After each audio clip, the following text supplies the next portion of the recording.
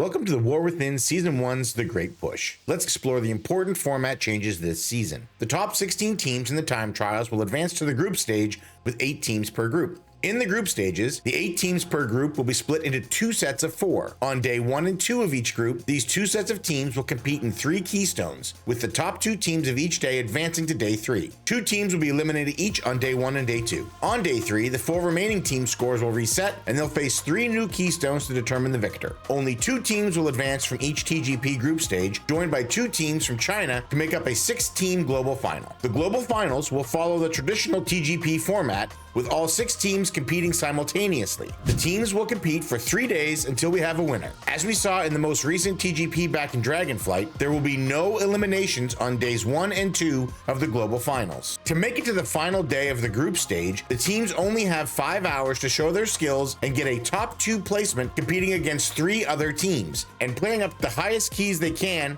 as efficiently as possible is even more crucial now than it was in previous TGPs. Practicing a consistent style of pushing up keys might be almost as important as the actual pushing of the keys at the highest level, especially as this TGP promises to be a very quick affair. There isn't a whole lot of time to practice between the results of the time trials coming in and the group stage competitions, which might further benefit those teams that have already been playing together for months on live servers. With the score resetting for the final day, we will likely end up seeing a repeat of this process during the final day of each group stage as well. Timing their breaks well and ensuring that they get one last key in right before the 5-hour mark will be critical to team success, as the entire event is basically partitioned into smaller 5-hour events now instead of a long 15-hour session stretching over 3 days. The last thing to note is that pocket strategies will really come in clutch this time around. Having a slightly better route or a unique skip that no one else is doing will be a massive gain. Unlike in the MDI, it's unlikely that strats from other teams will occur much, as most competitions are singular 5-hour events, and any tricks shown on day 1 of Group A won't be of use for the teams playing on the other days if that dungeon is not in the pool. Hopefully, this means we get to see a larger variety of big brain strats. Previously playing a sloth, this European team is back again. Malik, Mikey, Apo, and their 2 new buddies, Martita and Silk, have a clear goal for their team and want to make the hours spent pushing keys count. Sloth have had some surprises up their sleeves in past events, and we're excited to see what this team can do with their 2 new members.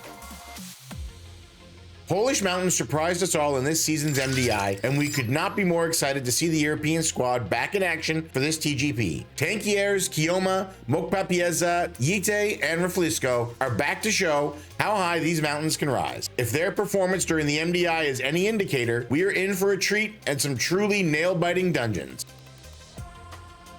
This NA team boasts veteran players such as Yips, Timbermaw, Cryptix, and Anarchy, who are joined by Boomy in their run for the crown. The troop does have a lot of experience with TGP, so we'll see if they can surprise us and be one of the 2 teams to make it out of the initial days of the group stage.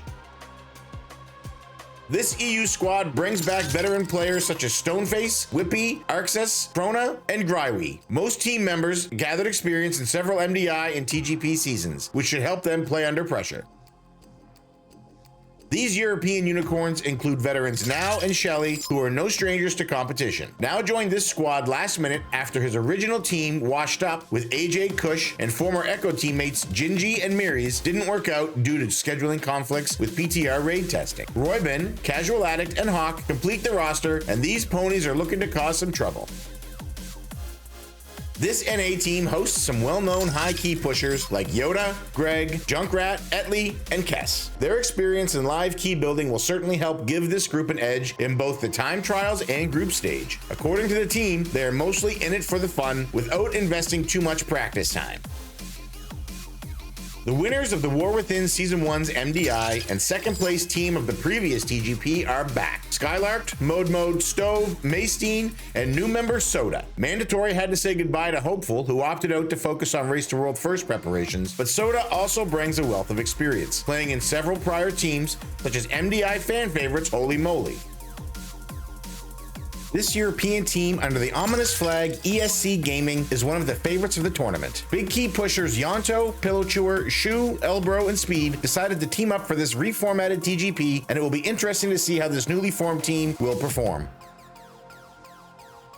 Formerly known as Miscount, this team is a household name in Mythic Plus esports by now and hosts some of the best high key pushers in the current season. Kira, AJ, Crims, and Yargi get together once more to prove that they are one of the most dangerous squads in this TGP. They are joined by Jisoo this season, who you might recognize from his time playing in JIF. At this point, it almost goes without saying that Mandatory will be one of the favorites coming into this TGP after their recent and long-standing successes in the Mythic Plus esports circuit. There are many other great names present in this TGP, but we'll be carefully watching StreamerZone.gg and ESC Gaming, both of which have seen incredible success in recent months on retail as the #1 and #2 highest rated teams in the West. No Speaky are the NA hopefuls with plenty of great accomplishments of their own, and it wouldn't be the first time that an NA team pulls out some crazy tricks that give them an edge over the rest of the competition. With eliminations happening early and after just 5 hours of play, getting stuck on a single dungeon or failing to play up keys properly could once again lead to the demise of an otherwise outstanding team.